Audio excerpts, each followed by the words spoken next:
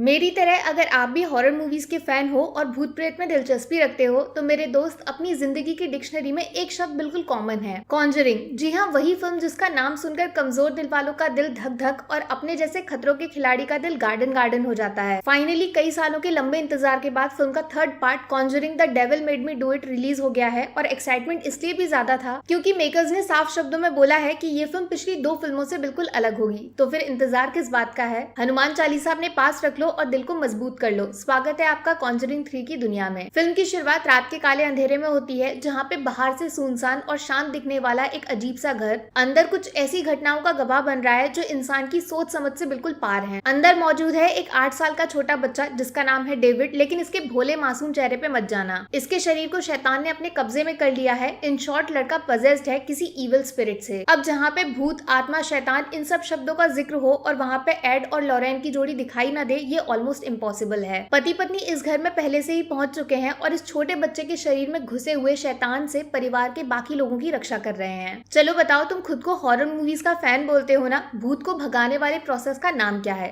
जल्दी बोलो। एक्सॉर्सिज्म सही पकड़े हो। डेविड के ऊपर भी एक्सॉर्सिज्म की तैयारी हो रही है, लेकिन फादर जो है वो चर्च से तो निकल गए हैं लेकिन अभी रास्ते में मौजूद हैं, तो थोड़ा इंतजार करना पड़ेगा। तब तक डेविड के बगल में खड़े इस हैंडसम नौजवान लड़के का इंट्रो करा देती हूँ। इसका नाम है आर्ने, जो डेविड की बहन डेबी का बॉयफ्रेंड है। दोनों एक ही जगह साथ में काम करते हैं और फ्यूचर में शादी वादी करके फैमिली प्लानिंग का मन बना रहे हैं। अभी ये प्यार वगैरह साइड में रखो। डेविड को एक बार फिर से दरवाजे पे जोर से पीटने की आवाज सुनाई देती है, जिससे छुपने को वो बाथरूम भाग जाता है। लेकिन ऊपर पर्दे के पीछे किसी शैतान का हाथ देखकर वो जोर से चिल्लाता है कि सामने लगे शावर से पानी की जगह खून बाहर निकलता है। घर वाले और वॉरेन कपल जब इस चीखने चिल्लाने की आवाज सुनकर घबरा के ऊपर बाथरूम की तरफ भागते हैं कि डेविड के शरीर को फिर से शैतान अपने कंट्रोल में करवा के उसके पापा पे चाकू से अटैक कर देता है। बस फटाफट बच्चे को जैसे तैसे पकड़कर वापस नीचे लाया जाता है और तभी फादर के घर पहुंचते ही एक्सॉर्सिज्म की शुरुआत हो जाती है। लेकिन ये जो स्पिरिट है इसकी बॉडी में वो बहुत ज्यादा जिद्दी और गुस्से वाली है और जैसे ही इसके ऊपर होली वाटर डाला जाता है, पूरे घर में जोर जोर से हवाएं चलने लगती हैं और एक प्लेट उड़कर सीधा फादर के सर से टकरा जाती है। इधर डेविड की हालत धीरे धीरे काफी बिगड़ने लगती है और उसका शरीर उल्टा सीधा होकर ऐसी शेप लेने लगता है जैसे मानो बॉडी की सारी हड्डियां टूटकर बिखर जाएंगी। जब आर्ने से ये सब कुछ देखा नहीं जाता तो वो डेविड को पकड़ के उसके अंदर मौजूद शैतान को चैलेंज करता है कि छोटे बच्चे को सताने से कुछ नहीं होगा, अगर हिम्मत है तो उसके शरीर को छोड़कर मेरे अंदर आ जाओ। एड इस पूरे इंसिडेंट को अपनी आंखों से देखता है और आर्ने को सावधान करता है कि वो आत्मा से बातें ना करे, वरना सिचुएशन आउट ऑफ कंट्रोल हो सकती है। इस सब के बीच में लॉरेन के साथ कुछ अजीब सा हादसा होता है। आंखें बंद करने पे किसी अनजानी जगह के फ्लैशबैक्स दिखाई देते हैं, जैसे मानो कोई चीज या फिर इंसान उसको उसका काम करने से रोक रहा है। इधर शैतान को बार बार धमकी देने और चिल्लाने की वजह से फाइनली आर्ने की बात डेविड के कानों से स्पिरिट तक पहुंच जाती है और आंखों ही आंखों में वो आत्मा बच्चे के शरीर को छोड़कर आर्ने के शरीर को अपना नया घर बना लेती है। कि तभी इस पूरे प्रोसेस को देखकर एड जमीन पे गिर के बेहोश हो जाता है और बाकी लोगों का ध्यान आर्ने से हटकर उसकी तरफ घूम जाता है। अगले सीन में स्क्रीन पर फिल्म के मेकर्स का नोट आता है जिसमें बताया गया है कि ये केस एड और लॉरेन की लाइफ का सबसे चैलेंजिंग केस था। इसमें कुछ ऐसा बाहर आया जिसकी उम्मीद किसी ने भी नहीं की थी। और हाँ, एक बात और, based on a true story, ये कहानी 100% असली है। अब शुरुआत होती है फिल्म की असली कहानी की। एड हॉस्पिटल में एडमिट हो गए हैं क्योंकि डॉक्टर ने बताया कि उनको हार्ट अटैक आ गया था, वो भी छोटा मोटा नहीं, ऐसा जिसमें उनकी जान जा सकती थी। मतलब वो काम जिससे एड और लॉरेन बाकी दुनिया की मदद करना चाहते थे, वो अब उनकी पर्सनल लाइफ को धीरे धीरे खत्म कर रहा है। याद होगा तो पिछली बार नन इनकी बेटी के पीछे हाथ धोकर पड़ गई थी, जिसको लॉरेन ने बाल बाल बचा तो लिया था, लेकिन कब तक और कितनों से बचोगे। दूसरी तरफ आर्ने की जिंदगी पूरी तरह बदल चुकी है। रात को खतरनाक सपने आते हैं जो हकीकत है या फिर इमेजिनेशन, बंदे को कुछ पता ही नहीं है। फॉर एग्जाम्पल, दीवार में बना हुआ ये छेद देख रहे हो, बंदा एक चूहे का पीछा करते हुए इस तक पहुंच गया, लेकिन जैसे ही अंदर झांका, उस छेद से नहीं बल्कि ठीक पीछे से किसी साये ने इस पे अटैक कर दिया। वो रियल था या नहीं, आर्ने को कुछ नहीं पता। बंदा इस सब से इतना घबरा जाता है कि वो अपनी गर्लफ्रेंड डेबी से ये शहर और घर हमेशा हमेशा के लिए छोड़ने की बात बोलता है, लेकिन लड़की नई नई नौकरी और बैंक बैलेंस में कमजोरी की बात बोलकर उसके प्लान पे पानी फेर देती है। एक तीसरी चीज और सुन लो, आर्ने को किसी अजीब सी औरत का चेहरा भी नजर आने लगा है, कभी घर की विंडो पे तो कभी ठीक अपने आमने सामने, जैसे मानो वो इस पे नजर रख रही हो। उधर हॉस्पिटल में एड को फाइनली होश आ जाता है। बंदा सबसे पहली बात लॉरेन को बताता है कि वो डेविड के शरीर वाला शैतान गया नहीं है, वो सिर्फ आर्ने की बॉडी में घुसकर सबको पागल बना रहा है। लॉरेन ये सब सुनकर डेविड की फैमिली को फोन लगाती है, लेकिन तेज बजने वाला म्यूजिक और एक छोटी सी पार्टी के शोर में फोन इनमें से किसी को सुनाई नहीं देता। तो फिर पुलिस को इन्फॉर्म किया जाता है कि डेविड, आर्ने और उनकी पूरी फैमिली खतरे में है, जल्दी से जाइए जाइए और उनको बचाइए। लेकिन शायद तब तक काफी देर हो जाएगी, क्योंकि अब आर्ने के दिमाग पे शैतान का कब्जा धीरे धीरे हावी हो रहा है। उसको कुछ ऐसी चीजें दिखाई दे रही हैं जो हकीकत में सच नहीं है। बंदे को डेबी के साथ उनके घर का मालिक और नौकरी का बॉस नहीं, उसके शरीर में कोई शैतान नजर आ रहा है जो लड़की को नोच नोच कर खाना चाहता है। तो बस आर्ने आओ देखता है ना ताओ, हाथ में चाकू उठाकर इस पे झपट्टा मारने वाले राक्षस पे अटैक कर देता है और फिर खूब सारा अंधेरा। फिर आता है फिल्म का अगला सीन, जब आर्ने रोड पे अकेला चला जा रहा है कि तभी एक पुलिस ऑफिसर उसको रोक देता है। बंदे के कपड़ों पे खूब सारा खून लगा हुआ है और आंखें इंसान जैसी तो बिल्कुल नहीं है। आगे पता चलता है कि आर्ने के बॉस और घर के मालिक ब्रूनो की दर्दनाक और खतरनाक मौत हो गई है। और अजीब बात ये कि इसके शरीर पे 22 बार चाकू से हमला किया गया है। ये इंसिडेंट डरावना इसलिए भी है क्योंकि जिस शहर में ये घर बना हुआ है वहाँ पिछले 193 इयर्स में ये पहला मर्डर केस है। मतलब लोग एकदम शांति और प्यार से रहते हैं। बस फिर ब्रूनो के मर्डर केस में आर्ने को अरेस्ट करके जेल के पीछे डाल दिया जाता है। लेकिन एड सच जानता है, उसने खुद अपनी आंखों से आर्ने के शरीर में शैतान को घुसते हुए देखा था। लेकिन अजीब बात ये कि जेल में जब एड और लॉरेन आर्ने से मिलने जाते हैं तो ये लड़का बड़ी खुशी खुशी बाइबल हाथों में पकड़ता है और पढ़ भी लेता है, जैसे मानो इसके शरीर में कोई शैतान है ही नहीं। अगले सीन में एड और लॉरेन आर्ने की लॉयर से मिलते हैं जो कोर्ट में उसका केस लड़ने वाली है।